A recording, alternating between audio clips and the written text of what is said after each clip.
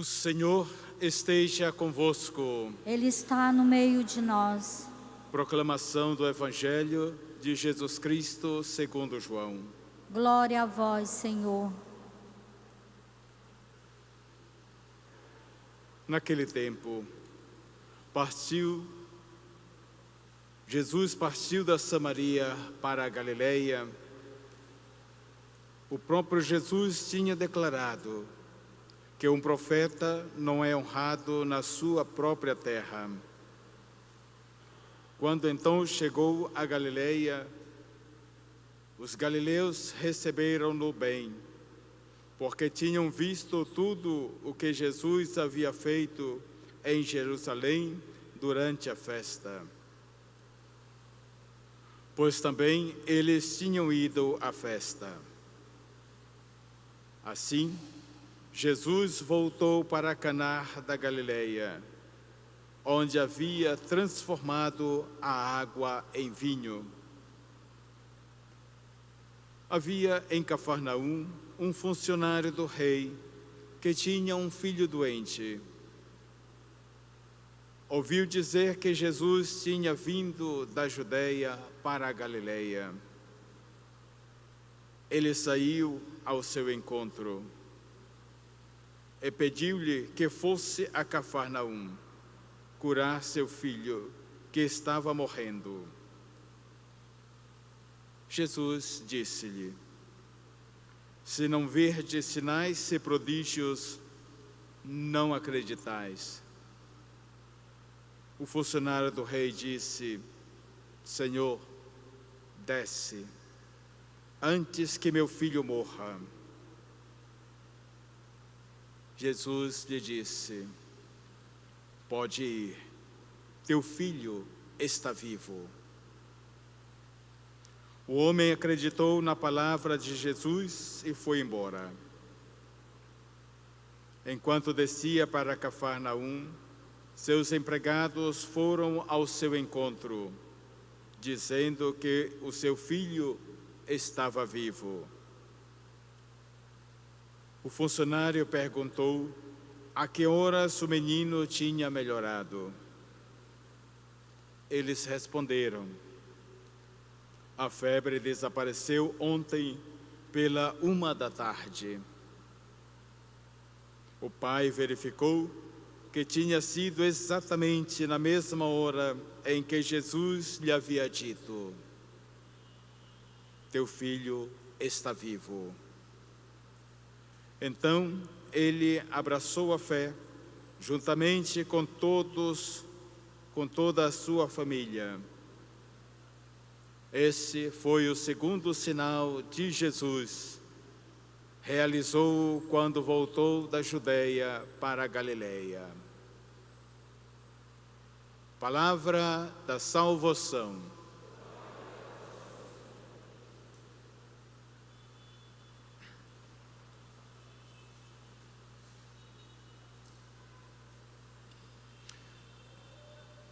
Caríssimos irmãos e irmãs,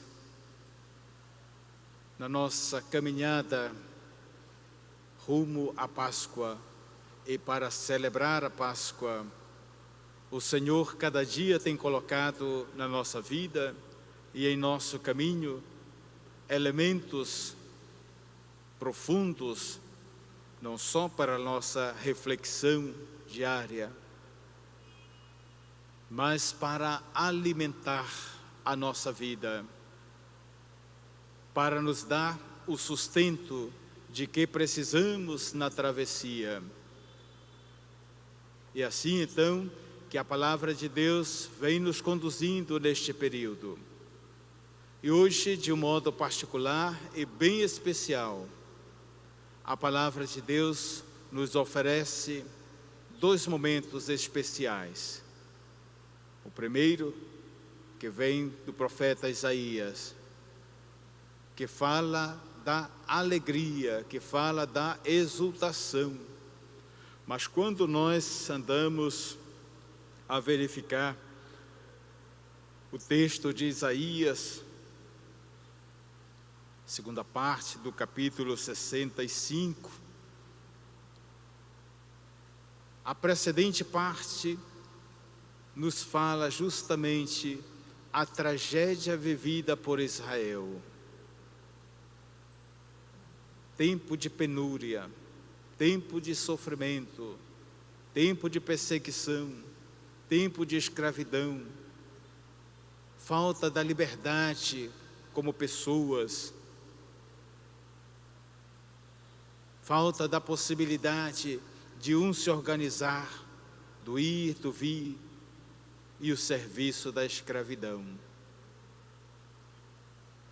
É justamente Israel que saiu daquela situação, o Senhor justamente dá uma palavra de fé, uma palavra de sustento, uma palavra de conforto, uma palavra de esperança, mas que tal palavra, para se tornar realidade, precisa que cada um dos filhos de Israel acolha a palavra, viva a palavra, a tenha no coração, a viva nas suas relações interpessoais, com os próprios irmãos na comunidade de Israel. Assim, vem assegurados a eles esse tempo de paz, tempo de prosperidade, tempo de esperança, mas tempo de paz, de prosperidade, de esperança, que vão se concretizar nas realidades particulares da vida. Portanto, começando das crianças, que terão o direito não só de nascer, mas de viver com dignidade. Não se morrerá mais de criança. Assim também, nas outras faixas de vida e de idade, chega às pessoas adultas para dizer: ninguém partirá desta vida antes dos 100. Se fosse realmente, quando olhamos o que está acontecendo no nosso universo, faz medo então. Mas a profecia do Senhor está ali para dizer: se alguém que morre antes dos 100 anos tem a maldição, depois dos 100, a bênção. Então, não vamos aí agora dizer, então somos praticamente quase todos amaldiçoados, que não partimos, ou que não chegamos aos 100. Né? Tantas coisas. Mas na realidade é aquele olhar para a humanidade. Tanto progresso se tem feito na vida humana, na vida social, tanto progresso. E o povo de Deus tem dado a sua contribuição, tem dado a sua ajuda nesse campo. Basta nós pensarmos, por exemplo, aquilo que acontece aqui no Brasil.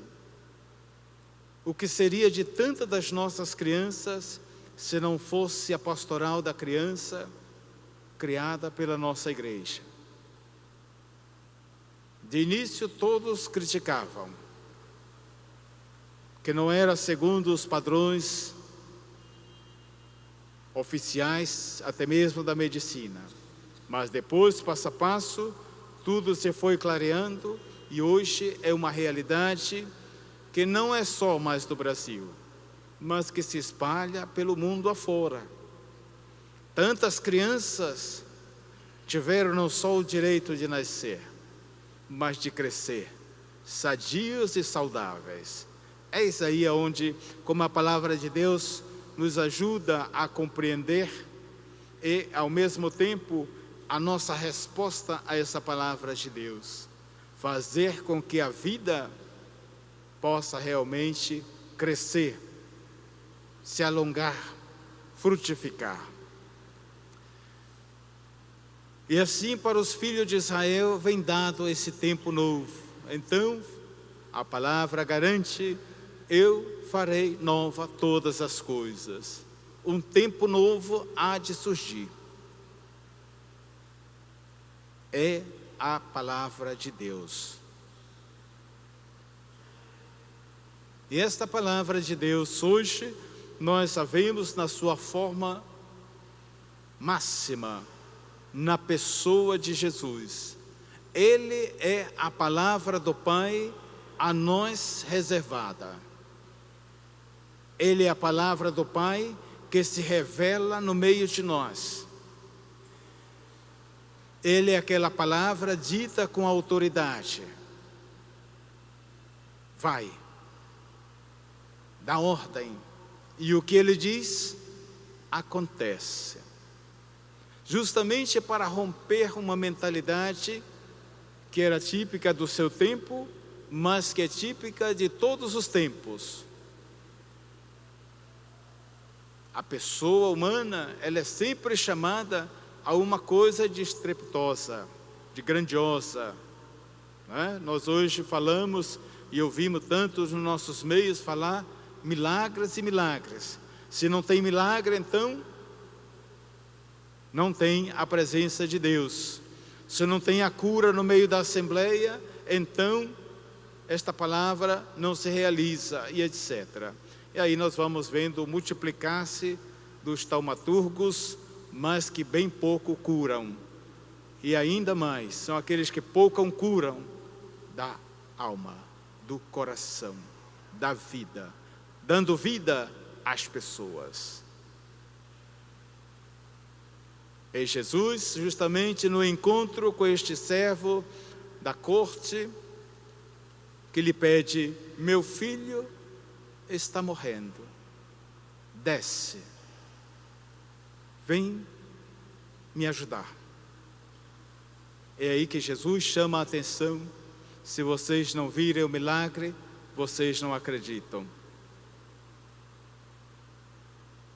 E Jesus dá uma palavra: vai, teu filho vive. Uma palavra empenhativa, que aquele pagão acolheu imediatamente no seu coração. Não perguntou mais nada, não quis mais nada, desceu para a sua casa. Com aquela crer no coração próprio, algo vai acontecer. E no caminho ele tem a confirmação. Os seus servos lhe trazem a boa notícia: teu filho vive. A palavra dita por Jesus, agora ele recebe, já por meio dos servos: teu filho vive. A confirmação. Algo que o fez abrir-se, logicamente, à dimensão da fé. Ele acreditou, portanto, na palavra. Ele acreditou em Jesus. Realmente, não é só aquele que faz o milagre. É aquele que transforma a vida. É aquele que dá a vida. É aquele que desce, que vem até nós. Que sai de si para ir ao encontro de quem precisa. E vai justamente com a palavra da esperança, que dá o sustento à vida. Acreditando assim, ele e toda a sua casa se abre para a fé em Jesus. Na realidade, meus caros irmãos e irmãs, é esta realidade que hoje o Senhor quer nos transmitir. Vai, teu filho vive. Nas tantas situações em que nós às vezes choramos, nas tantas situações nas quais às vezes nos encontramos, nos lamentamos, murmuramos e tudo mais. O que nos precisa é dar um passinho a mais na nossa vida. Aquele passinho realmente de ir ao encontro de Jesus é pedir a Ele: Senhor, desce até a minha vida, desce até minha casa, ajuda-me nesta situação em que vivo, ajuda-me nesta situação em que alguém da minha casa está vivendo, desce. O Senhor não está longe, Ele está sempre ao nosso lado.